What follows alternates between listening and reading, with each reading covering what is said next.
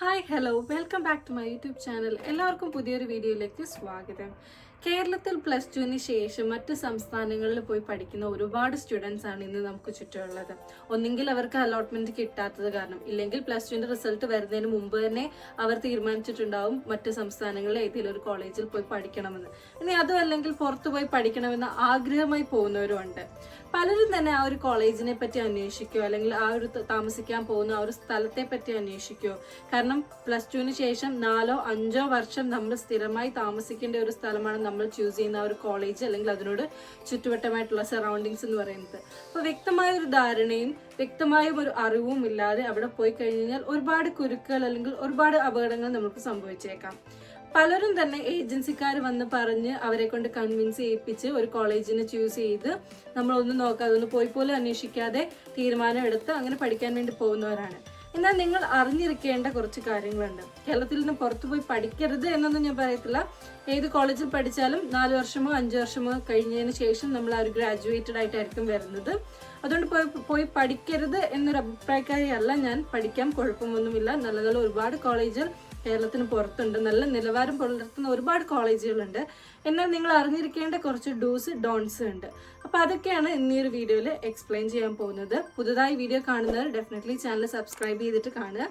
നിങ്ങളിലേക്ക് പുതിയ പുതിയ ഇൻഫോർമേറ്റീവ് വീഡിയോസ് എത്തുന്നതായിരിക്കും. അപ്പോൾ ഒട്ടും വൈകാതെ നമുക്ക് വീഡിയോയിലേക്ക് കടക്കാം. ഒന്നാമത്തേതും ഏറ്റവും പ്രധാനപ്പെട്ടതുമായിട്ടുള്ളത് അംഗീകാരം തന്നെയാണ്. നിങ്ങൾ ഏത് കോളേജാണോ ചൂസ് ചെയ്യുന്നത് ആ ഒരു കോളേജിന് അംഗീകാരം ഉണ്ടോ എന്ന് ഉറപ്പുവരുത്തുക. ഉദാഹരണം, നഴ്സിംഗ് ആണെങ്കിൽ ഇന്ത്യൻ നഴ്സിംഗ് കൗൺസിലിന്റെ അംഗീകാരം INC എന്ന് പറയും. ഇന്ത്യൻ നഴ്സിംഗ് കൗൺസിലും അതോടൊപ്പം തന്നെ ഏത് സ്റ്റേറ്റ് ആണോ ആ സ്റ്റേറ്റിന്റെ സ്റ്റേറ്റ് കൗൺസിലും അംഗീകാരം ഉണ്ടോ എന്ന് ഉറപ്പുവരുത്തിയതിനു ശേഷം മാത്രം ആ ഒരു കോളേജ് നിങ്ങൾ പഠിക്കാനായിട്ട് ചൂസ് ചെയ്യുക. ആ ഒരു കോളേജിന് ഒരു റെക്കഗ്നീഷൻ ഇല്ലെങ്കിൽ നിങ്ങൾ പഠിച്ചിറങ്ങി കഴിയുമ്പോൾ ആ ഒരു ഡിഗ്രി വാലിഡ് ആയിരിക്കത്തില്ല. മാത്രമല്ല നമ്മൾക്കൊരു ജോലിയോ അല്ലെങ്കിൽ ഹയർ സ്റ്റഡീസിന് പോകണമെങ്കിലോ ആ ഒരു പഠിത്തം നമ്മൾക്ക് വാലിഡ് അല്ലാതെ ആകും. അതുകൊണ്ട് റെക്കഗ്നീഷൻ വളരെ ഇമ്പോർട്ടൻ്റ് ആണ്. നിങ്ങൾ പോകുന്നുണ്ടെങ്കിൽ ഡെഫിനറ്റ്ലി ഒരു വാലിഡ് ആയിട്ട് ഒരു റെക്കഗ്നീഷൻ ഉള്ള ഒരു കോളേജ് നോക്കി ചൂസ് ചെയ്യുക. രണ്ടാമത്തെയാണ് ക്ലിനിക്കൽ ട്രെയിനിങ് ഫെസിലിറ്റീസ്. ഇത് ഞാൻ പലപ്പോഴായി പല വീഡിയോകളിൽ മെൻഷൻ ചെയ്തിട്ടുള്ള ഒരു കാര്യമാണ്. നമ്മൾ പഠിക്കാൻ പോകുന്ന ഒരു കോളേജിൽ അതിൻ്റെതായിട്ടുള്ള ഒരു ഹോസ്പിറ്റൽ, അവരുടേതായിട്ടുള്ള ഒരു ഹോസ്പിറ്റൽ അല്ലെങ്കിൽ ഒരു പാരന്റൽ ഹോസ്പിറ്റൽ അവർക്ക് ഉണ്ടായിരിക്കണം. കാരണം നഴ്സിംഗ് ആണെങ്കിലും മറ്റ് പാരാമെഡിക്കൽ കോഴ്സുകളാണെങ്കിലും ഏറ്റവും കൂടുതൽ നമുക്ക് വേണ്ടത് പ്രാക്ടിക്കൽ സ്കിൽസ് ആണ്, അല്ലെ? ഹാൻഡ്സ് ഓൺ എക്സ്പീരിയൻസ് ആണ് കൂടുതലും വേണ്ടുന്നത്. ഒരു തിയറി മാത്രം പഠിച്ചത് കൊണ്ട് നമുക്ക് ഒരു പ്രയോജനം ഉണ്ടാകുകയില്ല.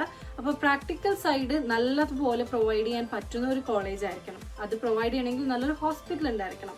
അത് ബെഡ് അറ്റ്ലീസ്റ്റ് ഒരു 100 ബെഡെങ്കിലും ഉള്ള ഒരു ഹോസ്പിറ്റൽ ആയിരിക്കണം അവർക്ക് ഉള്ളത്. അപ്പൊ അങ്ങനെ നോക്കിയിട്ട് നിങ്ങൾ ചൂസ് ചെയ്യുക. അടുത്താണ് കോളേജിന്റെ റെപ്യൂട്ടേഷൻ എന്ന് പറയുന്നത്. ഏറ്റവും വളരെ ഇമ്പോർട്ടൻ്റ് ആയിട്ടുള്ള ഒരു കാര്യമാണ്. നമ്മൾ റിസർച്ച് ചെയ്ത് കണ്ടുപിടിക്കണം ആ ഒരു കോളേജിന് എത്രത്തോളം റെപ്യൂട്ടേഷൻ ഉണ്ട്. അത് നമുക്ക് സ്റ്റുഡൻസിന്റെ റിവ്യൂസിൽ നിന്ന് കിട്ടും. ഇനി അതുമല്ല എന്നുണ്ടെങ്കിൽ പ്ലേസ്മെന്റ് ഹിസ്റ്ററി, എത്ര പേര് ആ ഒരു കോളേജിൽ നിന്ന് പഠിച്ച് പുറത്തിറങ്ങുമ്പോൾ അവർക്ക് ഒന്നെങ്കിൽ അവരുടേതായ ഹോസ്പിറ്റലിൽ ജോലി ലഭിക്കുന്നുണ്ട്, ഇല്ലെങ്കിൽ മറ്റു ഹോസ്പിറ്റലുകളിലേക്ക് അവര് പ്ലേസ്ഡ് ആവുന്നുണ്ട്. അപ്പൊ അങ്ങനെയുള്ള ഒരു ഹിസ്റ്ററി. അതോടൊപ്പം തന്നെ ഫാക്കൾട്ടി, നല്ല നല്ല സ്പെഷ്യലൈസ്ഡ് ആയിട്ടുള്ള ഫാക്കൾട്ടി. ഓരോ സ്പെഷ്യൽ സബ്ജക്ട്സ് ഉണ്ടായിരിക്കും. അപ്പൊ അതേത് സബ്ജക്ട്സിൽ MSc എടുത്തിട്ടുള്ള നല്ലൊരു ഫാക്കൾട്ടി ടീം ഉണ്ടായിരിക്കണം ആ ഒരു കോളേജിൽ. ഇനി അതും അല്ലെങ്കിൽ ഒരു ബാച്ചെങ്കിലും കുറഞ്ഞത് ആ ഒരു കോളേജിൽ നിന്ന് പഠിച്ചിറങ്ങണം. നിങ്ങൾ പ്രത്യേകം ശ്രദ്ധിക്കണം. പുതിയൊരു കോളേജിലേക്ക് അഡ്മിഷൻ എടുക്കുന്നതിലുപരി നല്ല പഴക്കമുള്ള ഒരു കോളേജിൽ പോവുകയാണെങ്കിൽ അവിടെ ഒരുപാട് സ്റ്റുഡൻസ് ഓൾറെഡി പാസ് ഔട്ട് ആയിട്ടുണ്ടായിരിക്കും. അപ്പൊ നമുക്ക് ആ ഒരു കോളേജിന്റെ നിലവാരം ഈസി ആയിട്ട് മനസ്സിലാക്കാൻ പറ്റും. ഒരുപാട് അലുമിനീസ് ഉണ്ടായിരിക്കും. അപ്പൊ ഏത് കോളേജാണോ ചൂസ് ചെയ്യുന്ന ആ ഒരു അലുമിനി പേജിൽ പോയി നോക്കുക, അല്ലെങ്കിൽ കോളേജ് ഡോണിയ, ശിക്ഷ പോലെയുള്ള സൈറ്റിൽ കയറി കഴിഞ്ഞ് കഴിഞ്ഞാൽ നിങ്ങൾക്ക് കൂടുതൽ അറിവ് ലഭിക്കും ആ ഒരു കോളേജിന്റെ റെപ്യൂട്ടേഷനെ പറ്റിയിട്ട്. അപ്പോൾ ഫസ്റ്റ് ഓഫ് ഓൾ നിങ്ങൾ ആ ഒരു റെപ്യൂട്ടേഷൻ മനസ്സിലാക്കേണ്ടത് വളരെ ഇമ്പോർട്ടൻ്റ് ആണ് അവിടെ പഠിക്കാൻ പോകുന്നതിന് മുന്നേ തന്നെ. അടുത്തൊരു പോയിന്റ് ആണ് ലാംഗ്വേജ് ആൻഡ് കൾച്ചറൽ അഡാപ്റ്റേഷൻ എന്ന് പറയുന്നത്. കേരളത്തിന് പുറത്ത് പോയി കഴിഞ്ഞ് കഴിഞ്ഞാൽ എന്തായാലും മലയാളമില്ല. പകരം ഏത് സംസ്ഥാനത്താണോ പോകുന്നത് അവരുടേതായിട്ടൊരു ലാംഗ്വേജ് ഉണ്ടായിരിക്കും. ഉദാഹരണം, ഇപ്പോൾ കർണാടകയിൽ പോകണമെങ്കിൽ കന്നഡ പഠിക്കേണ്ടി വരും, തമിഴ്നാട്ടിൽ പോകണമെങ്കിൽ തമിഴ് പഠിക്കേണ്ടി വരും. ഇനി അതല്ലെങ്കിൽ ഒരു കോമൺ ലാംഗ്വേജ് ആയിട്ട് ഹിന്ദി, ഏത് സംസ്ഥാനത്ത് പോയാലും നമ്മൾ ഹിന്ദി അറിഞ്ഞിരിക്കണം, അല്ലെങ്കിൽ അവരുടെ ഒരു ലോക്കൽ ലാംഗ്വേജ് അറിഞ്ഞിരിക്കണം. അപ്പൊ അതുകൊണ്ട് പുതിയൊരു ലാംഗ്വേജ് പഠിക്കാൻ നമ്മൾ റെഡി ആയിരിക്കണം. അതിനുവേണ്ടി നമ്മൾ പ്രിപ്പയർ ചെയ്യാൻ വേണം. ഇനിഷ്യലി ഒരു ഫസ്റ്റ് ഇയർ സെക്കൻഡ് ഇയർ ടൈമിലൊക്കെ ചിലപ്പോൾ അവരുടെ ലാംഗ്വേജ് എന്ന ഒരു രീതിയിൽ അവർ നമുക്ക് അസിസ്റ്റൻസ് തരും ആ ഒരു ലോക്കൽ ലാംഗ്വേജ് പഠിക്കാൻ വേണ്ടിയിട്ട്. അപ്പോൾ അതുമായിട്ട് നമ്മൾ എത്രയും വേഗം കോപ്പപ്പായി പഠിച്ചെടുത്ത്, കാരണം ഇപ്പോൾ നഴ്സിംഗ് തന്നെ നോക്കിക്കോട്ടെ, ഞാൻ കേരളത്തിലാണ് പഠിച്ചത്, എന്നാലും കേരളത്തിന് പുറത്ത് പഠിച്ച ഒരുപാട് ഫ്രണ്ട്സ് എനിക്കുണ്ട്. അപ്പോൾ അവരുടെ എക്സ്പീരിയൻസ് കേട്ട സ്ഥിതിക്കാണെങ്കിലും പറയാനാണെങ്കിൽ നിങ്ങളുടെ പല പോസ്റ്റിങ്ങുകളും വരുന്നത് എപ്പോഴും കമ്മ്യൂണിറ്റി സെറ്റപ്പിലായിരിക്കും അല്ലെങ്കിൽ ഹോസ്പിറ്റലുകളിലായിരിക്കും. അവിടെ വരുന്നത് എന്താണ്, ആ ഒരു ലോക്കൽ കമ്മ്യൂണിറ്റിയിലുള്ള ആൾക്കാരായിരിക്കും വരുന്നത്. അപ്പോൾ അവരോട് സംസാരിക്കണമെങ്കിൽ ഒരുപക്ഷെ ഇംഗ്ലീഷ് പറഞ്ഞാൽ പോലും അവർക്ക് മനസ്സിലാവണമെന്നില്ല. അപ്പോൾ ആ ഒരു ലോക്കൽ ലാംഗ്വേജ് നമ്മൾ സംസാരിക്കാൻ കേപ്പബിൾ ആയിരിക്കണം, അത് നമ്മൾ പഠിച്ചെടുക്കണം. ഒരു 1-2 വർഷം കഴിയുമ്പോൾ ഒരുപക്ഷെ നമുക്ക് ബേസിക് ആയിട്ട് സംസാരിക്കാൻ പറ്റുന്ന രീതിയിലുള്ള ഒരു ലാംഗ്വേജ് ഒക്കെ നമ്മൾ പഠിച്ചെടുത്തിരിക്കും. അതിനെപ്പറ്റി പേടിക്കേണ്ട ആവശ്യമൊന്നുമില്ല. അപ്പോൾ അതാണ് ഒന്നാമത്തെ കാര്യം. രണ്ടാമത്തേത് കൾച്ചറൽ അഡാപ്റ്റേഷൻ. കേരളത്തിന് പുറത്ത് എവിടെ പോയാലും അവരുടേതായ ഒരു ഫുഡ് സ്റ്റൈല്, ലൈഫ് സ്റ്റൈലൊക്കെ ഉണ്ടായിരിക്കും. അതിനോട് നമ്മൾ അഡ്ജസ്റ്റ് ചെയ്യണം. പ്രത്യേകിച്ച് ഫുഡിന്റെ കാര്യം പറയാനാണെങ്കിൽ ഈ ഒരു ഫുഡേ ആയിരിക്കത്തില്ല, നമ്മൾക്ക് കേരളത്തിൽ ലഭിക്കുന്ന ഒരു ഫുഡേ ആയിരിക്കത്തില്ല പല സംസ്ഥാനങ്ങളിലും. അപ്പൊ അത് കഴിക്കാനും അവിടെ ആ ഉള്ള ഒരു ലൈഫ് സ്റ്റൈലുമായിട്ട് നമ്മൾ യൂസ്ഡ് ആവാൻ വേണ്ടിയിട്ട് റെഡി ആയിട്ട് വേണം നമ്മൾ വേറൊരു സംസ്ഥാനത്തിലെ കോളേജിലേക്ക് അഡ്മിഷൻ എടുക്കാൻ വേണ്ടിയിട്ട്. അടുത്തതാണ് ഹോസ്റ്റൽ ആൻഡ് ക്യാമ്പസ് സേഫ്റ്റി എന്ന് പറയുന്നത്. അപ്പോൾ ഹോസ്റ്റൽ എന്ന് പറയുന്നത് എപ്പോഴും കോളേജിന് അടുത്തായിട്ട് തന്നെ ആയിരിക്കണം, ഇല്ലെങ്കിൽ നമ്മൾക്ക് ഒരുപാട് ട്രാവൽ ചെയ്തൊക്കെ നമ്മൾ കോളേജിലും ഹോസ്പിറ്റലുകളിലും ഒക്കെ പോകേണ്ടി വരും. അവർ നമുക്ക് ട്രാൻസ്പോർട്ടേഷൻ ഫെസിലിറ്റി തരുവാണെങ്കിൽ കുഴപ്പമൊന്നുമില്ല, കോളേജിൽ നിന്ന് ബസ് അറേഞ്ച് ചെയ്യണം ഹോസ്റ്റലിലേക്ക്, അങ്ങനെയെങ്കിൽ കുഴപ്പമില്ല. പിന്നെ പ്രത്യേകം ശ്രദ്ധിക്കേണ്ടത് ആ ഒരു ഹോസ്റ്റലിൽ ഒരു വാർഡൻ ഉണ്ടായിരിക്കണം നമ്മളെ കൺട്രോൾ ചെയ്യാൻ വേണ്ടിയിട്ട്. ഒരു വാർഡൻ ഉണ്ടായിരിക്കണം, CCTV ക്യാമറ ഉണ്ടായിരിക്കണം. ഇങ്ങനെയുള്ള കാര്യങ്ങളെല്ലാം നമ്മൾ പ്രത്യേകം ശ്രദ്ധിക്കണം. നമ്മളവിടെ സേഫ് ആയിരിക്കണം. കേരളത്തിന് പുറത്താണെങ്കിൽ ഏറ്റവും കൂടുതൽ കാണപ്പെടുന്നതാണ് റാഗിങ് ഒക്കെ. അപ്പോൾ ആന്റി റാഗിങ് ആയിട്ടുള്ള കമ്മിറ്റീസ് ആ ഒരു കോളേജിൽ ഉണ്ടായിരിക്കണം. നമ്മളെപ്പോഴും സേഫ് ആണോ എന്ന് ഉറപ്പുവരുത്തിയതിനു ശേഷം മാത്രം കോളേജ് ചൂസ് ചെയ്യുക. റാഗിങ്ങിന്റെ ഹിസ്റ്ററി ഒക്കെ ഉള്ള കോളേജ് ആണോ നിങ്ങൾ ചെക്ക് ചെയ്തതിന് ശേഷം മാത്രം ഹോസ്റ്റലിൽ പഠിക്കാനായിട്ട് പോവുക. അടുത്തത് bond or service agreement clauses ആണ്. അതായത് നിങ്ങൾ ആദ്യം തന്നെ ജോയിൻ ചെയ്യുന്നതിന് മുന്നേ തന്നെ ആ ഒരു ഇൻസ്റ്റിറ്റ്യൂഷനിൽ പഠിച്ചു കഴിഞ്ഞ് കഴിഞ്ഞാൽ എന്തെങ്കിലും ബോണ്ട്, എത്ര വർഷമെങ്കിലും, 1 വർഷമെങ്കിലും 1 വർഷം അവിടെ നിർബന്ധമായി നമ്മൾ വർക്ക് ചെയ്തിരിക്കണം, അവർക്ക് വേണ്ടി നമ്മൾ വർക്ക് ചെയ്തിരിക്കണം. ഇങ്ങനെയുള്ള എന്തെങ്കിലും എഗ്രിമെന്റോ ബോണ്ടോ കാര്യങ്ങളോ ഉണ്ടോ എന്ന് നോക്കിയിട്ട് വേണം അവിടെ ജോയിൻ ചെയ്യാൻ വേണ്ടിയിട്ട്. ഒട്ടുമിക്ക കേരളത്തിലാണെങ്കിൽ ഗവൺമെന്റ് കോളേജ് ഒഴികെ ബാക്കി എല്ലാ പ്രൈവറ്റ് കോളേജിലും അങ്ങനെ ബോണ്ടോ കാര്യങ്ങളോ ഒന്നും തന്നെ ഇല്ല. അതേപോലെ തന്നെ നിങ്ങൾ ശ്രദ്ധിക്കേണ്ടതാണ് കേരളത്തിന് പുറത്തുള്ള മറ്റ് സംസ്ഥാനങ്ങളിലുള്ള കോളേജുകളും എന്തെങ്കിലും ബോണ്ടോ അങ്ങനെ എന്തെങ്കിലും ഉണ്ടോ എന്ന് നോക്കിയിട്ട് അവിടെ ജോയിൻ ചെയ്യുക. അടുത്തതാണ് university affiliation and exam patterns എന്ന് പറയുന്നത്. ഏത് സംസ്ഥാനത്തിലാണോ പഠിക്കുന്നത് അവരുടെ ഒരു യൂണിവേഴ്സിറ്റിയിലെ അഫിലിയേഷൻ ഉണ്ടായിരുന്നു. ഉദാഹരണത്തിന് രാജീവ് ഗാന്ധി യൂണിവേഴ്സിറ്റി, കേരളത്തിലാണെങ്കിൽ കുഹാസ് എന്നൊക്കെ പറഞ്ഞ് ഏത് യൂണിവേഴ്സിറ്റിയിലാണോ പഠിക്കുന്നത് അവരുടെ അഫിലിയേഷൻ ഉണ്ടോ ആ ഒരു കോളേജിൽ എന്ന് ഉറപ്പുവരുത്തുക. അതോടൊപ്പം തന്നെയാണ് എക്സാം പാറ്റേൺസ്. എനിക്ക് തോന്നുന്നു ഇപ്പം മിക്ക സംസ്ഥാനങ്ങളിലും സെമസ്റ്റർ തന്നെയാണ് BSc നഴ്സിംഗ്. അപ്പോൾ ഓരോ സെമസ്റ്ററിലും സെമസ്റ്റർ എക്സാം ഉണ്ടാവും, അതിൻ്റെ പ്രാക്ടിക്കൽസ് ഉണ്ടാവും. അതിന് മുന്നേ തന്നെ ഇന്റേണൽ എക്സാംസ് ഉണ്ടായിരിക്കും. അതിനുശേഷം ഉള്ള അസസ്മെന്റുകൾ, പ്രാക്ടിക്കൽസ്, വൈവ, അങ്ങനെയുള്ള എക്സാം പാറ്റേൺസ് നോക്കുക. അതോടൊപ്പം തന്നെ ക്ലിനിക്കൽ അറ്റൻഡൻസ് അല്ലെ തിയറട്ടിക്കൽ അറ്റൻഡൻസ്, എത്ര പെർസെൻറ്റേജ് ആണ് അറ്റൻഡൻസ് റിക്വയർഡ് ആയിട്ടുള്ളത്. അപ്പം അങ്ങനെയുള്ള കാര്യങ്ങളൊക്കെ തുടക്കം തന്നെ നിങ്ങൾക്ക് മനസ്സിലാക്കാൻ സാധിക്കും. കാരണം ഓരോ ഏജന്റുമാരും വീട്ടിൽ വന്ന് നമ്മളോട് എക്സ്പ്ലെയിൻ ചെയ്യുന്ന സമയത്ത് അവരൊരു ബ്രോഷറായിട്ടായിരിക്കും വരുന്നത്. ആ ഒരു ബ്രോഷർ വായിച്ച് നിങ്ങൾ ഡീറ്റെയിൽ ആയിട്ട് മനസ്സിലാക്കുകയാണെങ്കിൽ ഈ പറഞ്ഞ ഇൻഫർമേഷൻ എല്ലാം അതിൽ തന്നെ ഉണ്ടായിരിക്കും. അപ്പോൾ അതിനെപ്പറ്റിയൊക്കെ ഒരു ധാരണ ഉണ്ടാക്കിയതിന് ശേഷം മാത്രം അവിടെ ജോയിൻ ചെയ്യുക. പിന്നെ മറ്റു പ്രധാനപ്പെട്ട ഒരു കാര്യം എന്താണെന്ന് വെച്ച് കഴിഞ്ഞാൽ മീഡിയം ഓഫ് ഇൻസ്ട്രക്ഷൻ ആണ്. മീഡിയം ഓഫ് ഇൻസ്ട്രക്ഷൻ എപ്പോഴും ഇംഗ്ലീഷ് തന്നെ ആയിരിക്കണം. കാരണം അവിടുത്തെ ലോക്കൽ ലാംഗ്വേജ് ഒരുപക്ഷെ നമ്മൾ 1 വർഷം കൊണ്ട് ബേസിക് ആയിട്ടുള്ള കാര്യങ്ങൾ പഠിച്ചാലും ആ ഒരു ലോക്കൽ ലാംഗ്വേജിൽ ഹോൾ സബ്ജക്ട്സ് പഠിപ്പിക്കാൻ നിന്ന് കഴിഞ്ഞാൽ ചിലപ്പോൾ ഒന്നും തന്നെ നമുക്ക് മനസ്സിലായി എന്ന് വരില്ല. അപ്പോൾ നമുക്ക് കൂടുതൽ പ്രയാസമായിരിക്കും അത് പഠിക്കാനും അത് എക്സാമിൽ നമ്മൾക്ക് പെർഫോം ചെയ്യാനും. അപ്പോൾ അതുകൊണ്ട് തന്നെ അവിടുത്തെ ആ ഒരു മീഡിയം ഓഫ് ഇൻസ്ട്രക്ഷൻ എന്ന് പറയുന്നത് ഇംഗ്ലീഷ് തന്നെ ആയിരിക്കണം. ഇപ്പോൾ നഴ്സിംഗ് കഴിഞ്ഞിട്ടാണെങ്കിലും വേറെ സ്ഥലത്ത് പോയി വർക്ക് ചെയ്യാനും വിദേശ രാജ്യങ്ങളിലൊക്കെ പോയി വർക്ക് ചെയ്യണമെന്നുണ്ടെങ്കിൽ ബേസിക് ആയിട്ടുള്ള ഇംഗ്ലീഷ് നമ്മൾ അറിഞ്ഞിരിക്കണം. അപ്പോൾ ആ ഒരു medium of instruction definitely English ആണോ എന്ന് ഉറപ്പുവരുത്തുക. അടുത്താണ് അക്രഡിറ്റേഷൻ ആൻഡ് റാങ്കിങ് എന്ന് പറയുന്നത്. ഈ ഒരു കാര്യം എല്ലാ എഡ്യൂക്കേഷണൽ ഇൻസ്റ്റിറ്റ്യൂഷനും അവരുടേതായിട്ടുള്ള ഒരു അക്രഡിറ്റേഷൻ, NAAC, NIRF പോലെയുള്ള അക്രഡിറ്റേഷൻസ്, റാങ്കിങ് ഒക്കെ കിട്ടിയിട്ടുണ്ടാവും. അപ്പം നല്ല അക്രഡിറ്റഡ് ആയിട്ടുള്ള ഇൻസ്റ്റിറ്റ്യൂഷനിൽ പഠിക്കുകയാണെങ്കിൽ മാത്രമേ നമുക്കൊരു ക്വാളിറ്റി എഡ്യൂക്കേഷൻ അവരിൽ നിന്ന് നമുക്ക് ലഭിക്കുകയുള്ളൂ. അപ്പോൾ അക്രഡിറ്റേഷൻ ഉണ്ടോ, റാങ്കിങ് ഉണ്ടോ എന്ന കാര്യത്തിൽ നിങ്ങൾ ഉറപ്പുവരുത്തണം. അടുത്താണ് stay duration and leave rules എന്ന് പറയുന്നത് അല്ലേ. ഇപ്പം നമ്മൾ കേരളത്തിന് പുറത്ത് പോയാലും ഇടയ്ക്കിടയ്ക്ക് നമുക്ക് എന്തായാലും വീട്ടിൽ പോകാൻ തോന്നും. അപ്പോൾ എന്തൊക്കെയാണ് ആ ഒരു കോളേജിന്റെ വെക്കേഷൻ റൂൾസ്, ഏതൊക്കെ സമയങ്ങളിലാണ് അവർ വെക്കേഷൻ പ്രൊവൈഡ് ചെയ്യുന്നത്, അല്ലെങ്കിൽ എങ്ങനെയാണ് അവിടുത്തെ പബ്ലിക് ട്രാൻസ്പോർട്ട് നമുക്ക് അവൈലബിൾ ആയിട്ടുള്ളത്, ഇനി അതല്ല എന്നുണ്ടെങ്കിൽ നമുക്ക് വീട്ടിലൊന്ന് പോകണമെങ്കിൽ എന്തൊക്കെ റൂൾസ് ആണ് അവിടെ ഉള്ളത്, ഇങ്ങനെയുള്ള കാര്യങ്ങളൊക്കെ നമ്മൾ അറിഞ്ഞിരിക്കുക.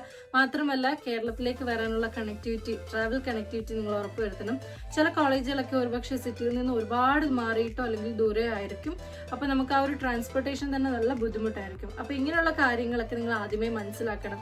ഓക്കെ, എത്ര ടൈം എടുത്താലാണ് നമ്മൾ കേരളത്തിലേക്ക് വരാൻ വേണ്ടിയിട്ട് നമുക്കൊരു ട്രാവൽ ഓപ്പർച്യൂണിറ്റി ലഭിക്കുക, അതോടൊപ്പം തന്നെ ട്രാവൽ ജേർണി ടൈം, ഇങ്ങനെയുള്ള കാര്യങ്ങളൊക്കെ മനസ്സിലാക്കി അവരുടെ ആ ഒരു റൂൾസ്, ഓരോ കോളേജിനും ഓരോ റൂൾസ് ഉണ്ടായിരിക്കും, ലീവ് പോളിസീസ് ഉണ്ടാവും. അപ്പോൾ ആ ഒരു പോളിസീസ് ഒക്കെ മനസ്സിലാക്കിയതിന് ശേഷം മാത്രം ആ ഒരു കോളേജ് ചൂസ് ചെയ്ത് അവിടെ പഠിക്കുക.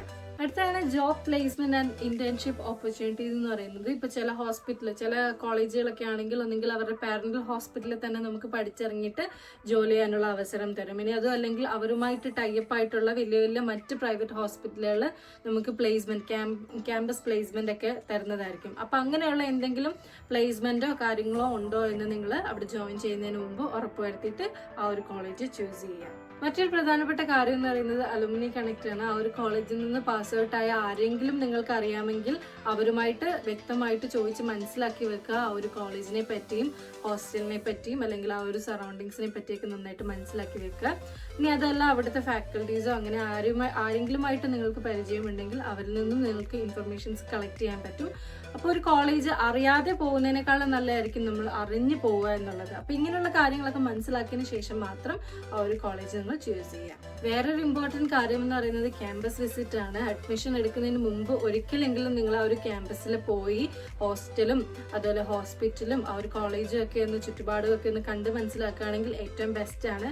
പക്ഷെ എനിക്കറിയാം മിക്കപ്പോഴും ഏജൻസിക്കാർ വീട്ടിൽ വന്ന് കൺവിൻസ് ചെയ്യുന്ന സമയത്ത് ബ്രോഷർ തന്ന് ബ്രോഷറിലൂടെ നമ്മൾ കോളേജ് കാണുകയും അതിൻ്റെ ബാക്കി കാര്യങ്ങളിലേക്ക് പ്രൊസീഡ് ചെയ്ത് നമ്മൾ കണ്ടിന്യൂ ചെയ്ത് പോവുകയും ഒരു പക്ഷേ അഡ്മിഷൻ്റെ ആ ഒരു ഡേയിലായിരിക്കും പലരും കോളേജ് തന്നെ കാണുന്നത്. സോ ഇങ്ങനെയുള്ള സമയങ്ങളിൽ കൂടുതലും അതിന് മുന്നേ തന്നെ നമ്മൾ ആ ഒരു സറൗണ്ടിങ്സും കോളേജൊക്കെ കാണുകയാണെങ്കിൽ കുറച്ചും കൂടെ നല്ലൊരു കാര്യമായിരിക്കും. അടുത്ത ഏറ്റവും ഇമ്പോർട്ടൻ്റ് ആയിട്ടുള്ള ഒരു കാര്യം എന്ന് പറയുന്നത് avoid admission scams or agents എന്നാണ്.